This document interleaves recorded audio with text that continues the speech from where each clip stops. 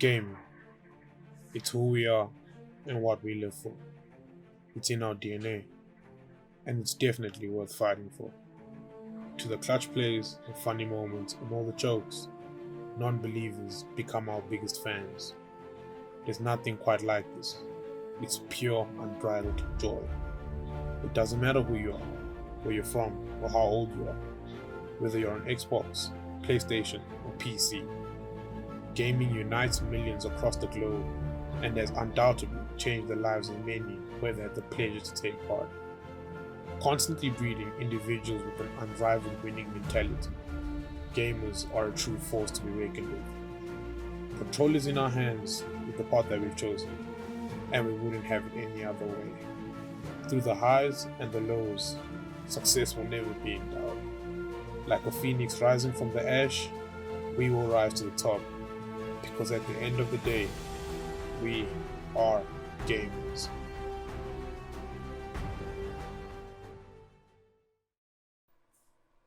Hi, my name is Salty Monkey, and I am currently a Hearthstone competitive player as well as a streamer for Bravado Gaming and previous competitive CSGO player, were captain of the team Finesse. I'm going to answer a couple of questions for you this evening. The first question is, are there any challenges as a woman that you face on your journey to becoming established in this industry? And the answer is without a doubt, yes. Some of the challenges include just generally being taken serious as a woman in a space that is predominantly male dominated, and has been historically so for a while. Based off of gender roles, men have always really excelled at technology, and girls have kind of been left behind. So of late, just to be taken seriously in a gaming community is sometimes difficult for females. I've seen that change in the last 5 years quite significantly, which is fantastic. But the challenges were definitely there. I was part of the first ever, well, not the first ever, one of the first ever all female CS:GO teams in South Africa, and to be taken serious as a team of females where it was predominantly teams of male players, it was very difficult because we couldn't find practice partners, and we were disrespected. As is often the case online, as a female, you often do get disrespected, and get told to get back into the kitchen. So much so that I moved my computer to the kitchen once. I really did this, but it was because it was the only place where I could find a power outlet. And I had to play a game. We had a competitive game going, so I'm only joking, but I did really move my computer to the kitchen once. Um, I know a lot of my peers that are established in the community as well as me, often struggle with so some people assuming that you only got where you did based off of your gender and perhaps sexual favors, which was really difficult to fight because, I mean, people can keep you busy with rumors all day. Where I know that 99% of the time that was not the case. Even though there are all of these different challenges that you may experience as a female in a male dominated space, much like everywhere else in male dominated spaces, there are people who strive for high ideals, and really encourage change. And one of these people is Barry Lozada from Metal State, that was probably one of the front runners for change and diversity in gaming, not only on segregating sexism from gaming, but also segregating racism from gaming. And I think we need more people like that. And if you look left and right, you'll find a lot of them, because gaming is the only place where, well, not the only, but one of the few places in the world where we don't need to segregate based off of race, gender, sexuality, anything like that, because we are all just gamers together playing games. So I think a lot of the struggles that a lot of us have had getting to a space where we are established has actually been demolished, because of the girls' hard work, and then because of pioneers such as Barry Lozada.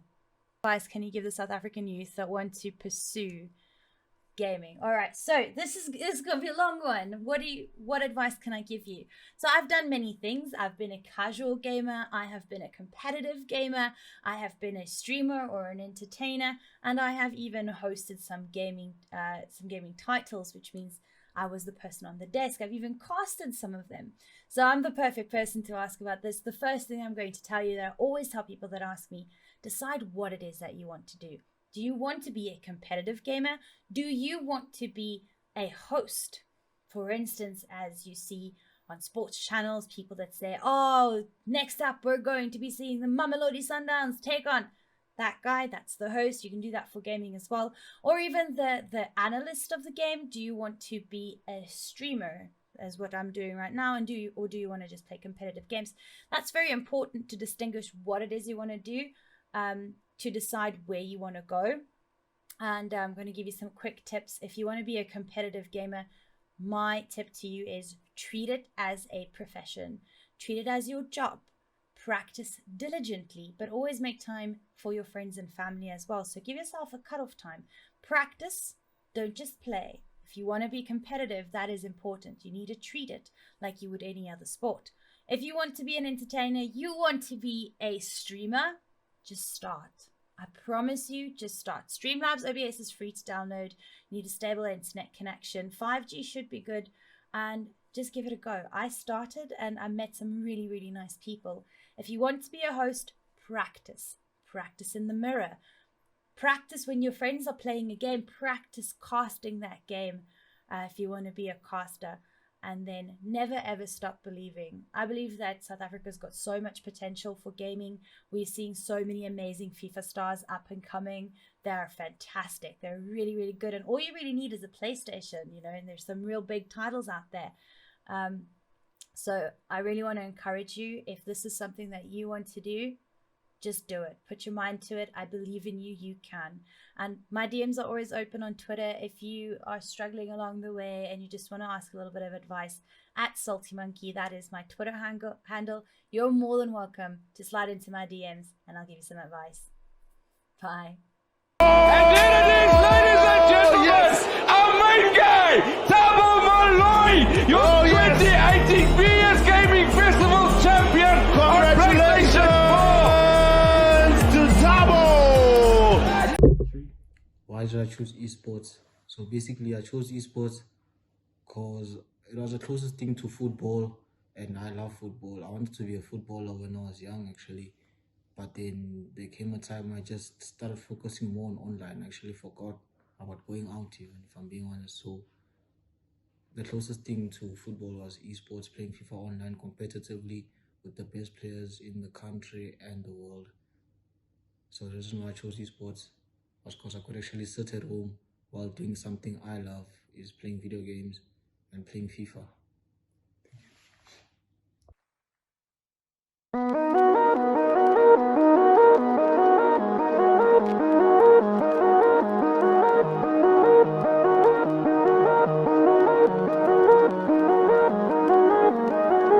I'm a lot like you, pictures in my room, people I once knew, and hearts I can't untangle from my own. I go in my head, hanging by a thread, drifting through her hair. One day you will find that it's time to get your hopes up. They try to kick me, but I won't budge. Ooh.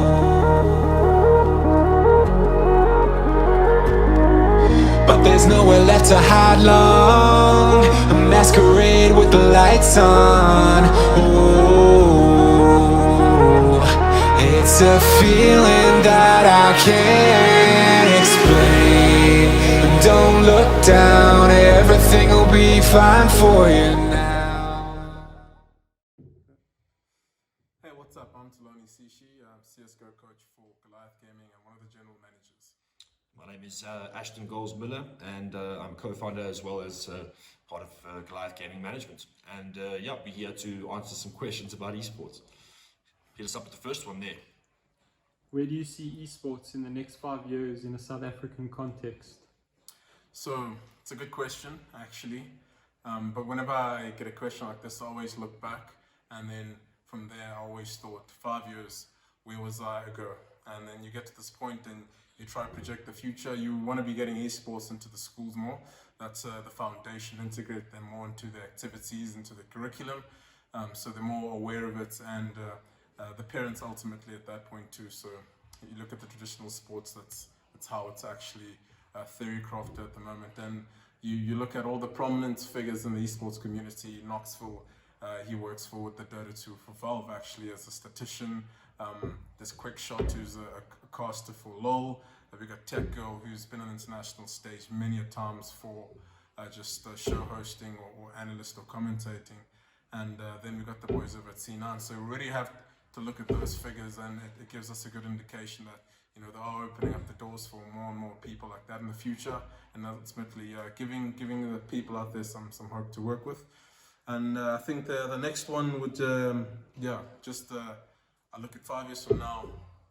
I think NGOs and tiers will be a lot more sustainable. We already see a lot of, I got 3 NGOs paying salaries to players. The prize pools have slowly increased and decreased over the past 10 years, so it's very hard to gauge from that perspective. But I think all in all, we do see a general growth statistically in viewership, the player base, and just the raw push around from brands coming into esports. And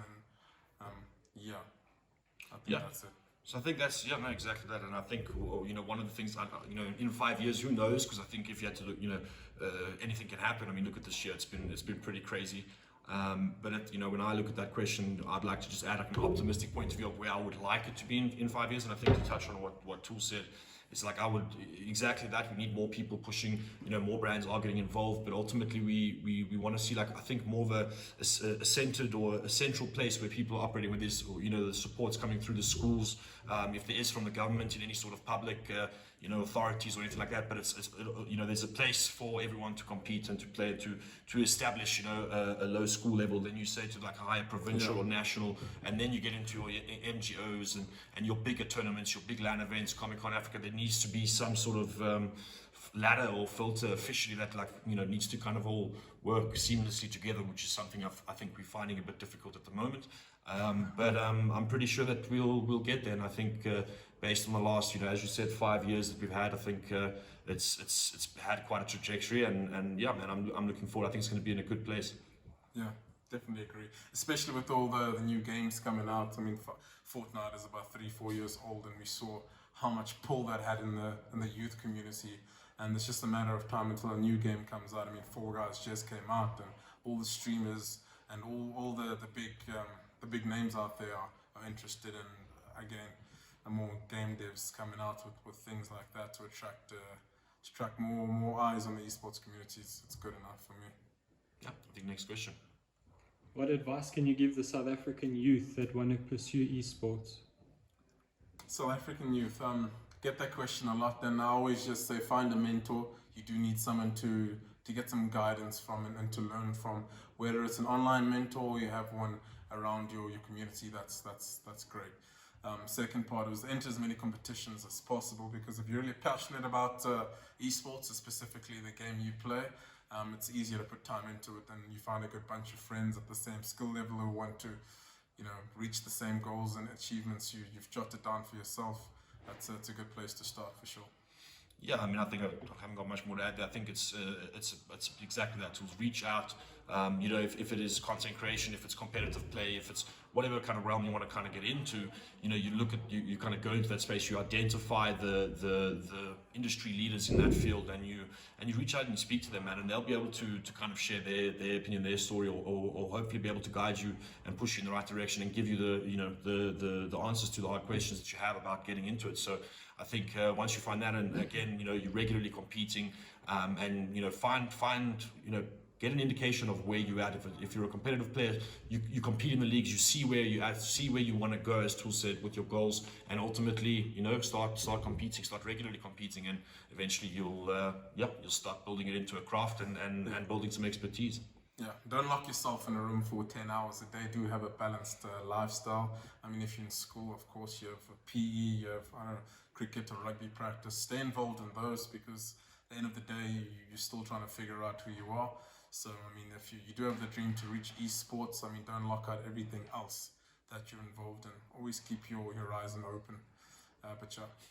Yeah, stay in school, kids. That's an important one. But yeah, next question. What does it require financially for someone who wants to venture into esports? So I mean, I guess it's like any other sport. You got your equipment that comes with it.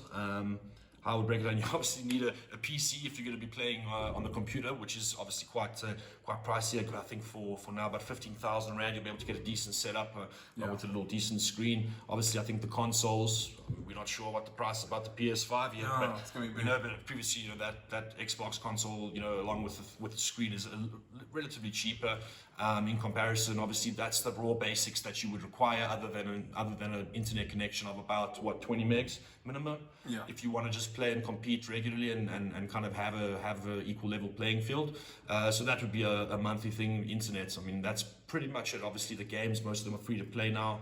I mean, it's pretty much as easy as that. From the content creation side, it ends up getting a little bit more expensive because you've obviously got some streaming equipment or video equipment that you would need. If you're a console player, you would need to now invest into a computer, capture card, etc. So it's obviously quite a high barrier of entry, but at the end of the day, it lasts you quite a while. Technology does evolve and get outdated pretty quick, but once you invest into it, you should be good for some time. It should be good enough to get started.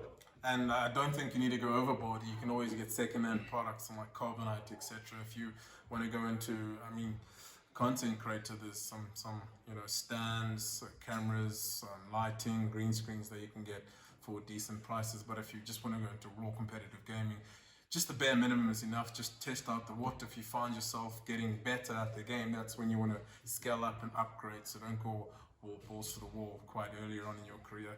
If you can afford it, so be it. But yeah, like I said, there's a high barrier to entry, and if you're an NGO owner, I mean, the costs get even higher.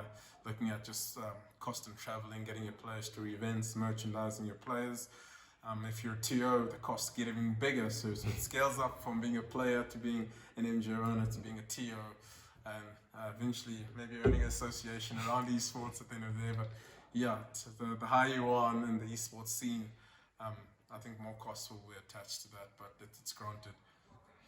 Yeah, and I think, just to hammer on your point there, to close off, is your first soccer match that you play at school, you don't go buy Neymar's boots, No way, that's wild. Once you make the A team or the local club, then you can look into it and do it. But yeah, I think that's it. So yeah, next question. At this point in time, is it possible to sustain a living in South Africa context from esport, be it content creation or competitive play?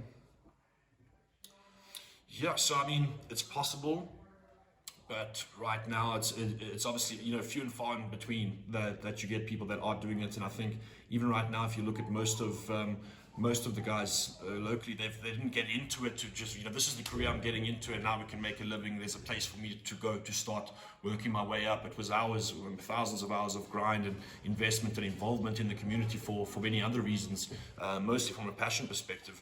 It's esports. We all know it's a young and developing market, and it's got places to go in the future. But just like every other sport, you got your soccer player.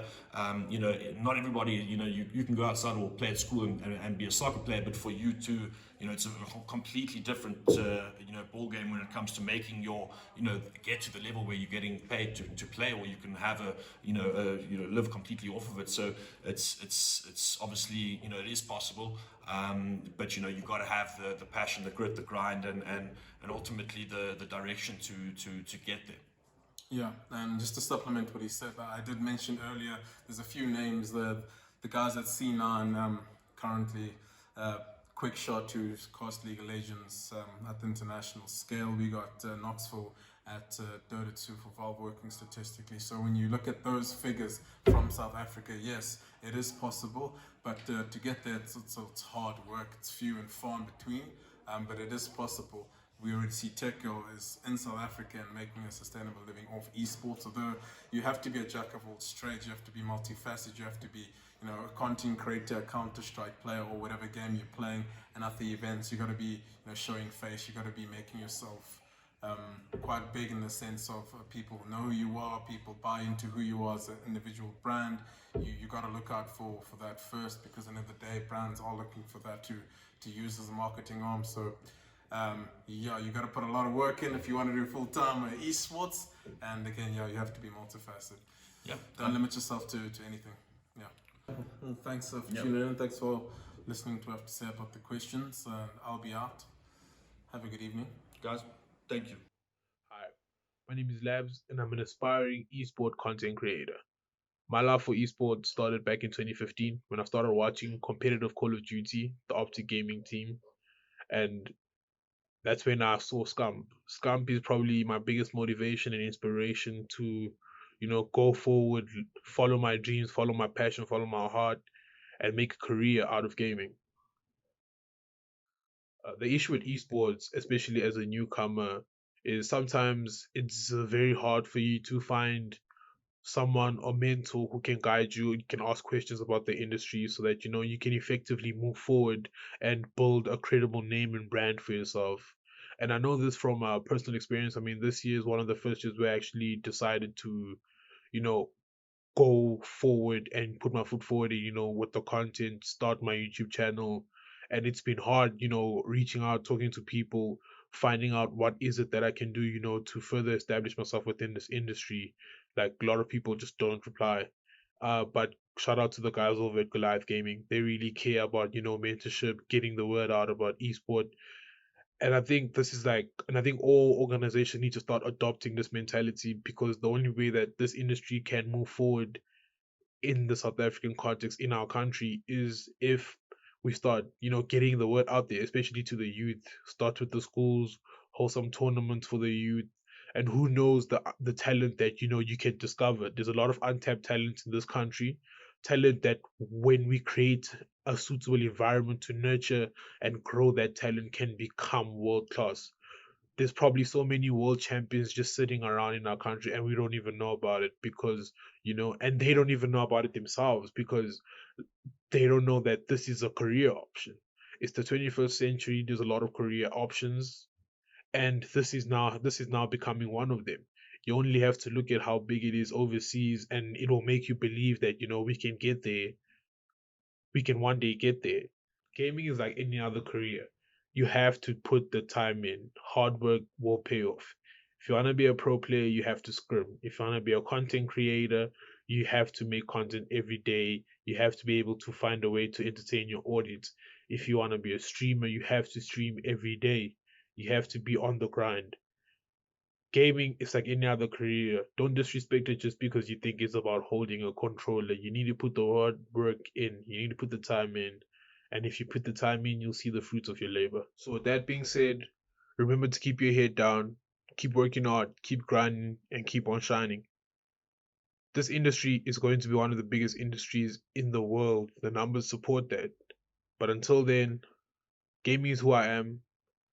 Gaming is what I live for. And I know for a fact that I'm not the only one that feels like this.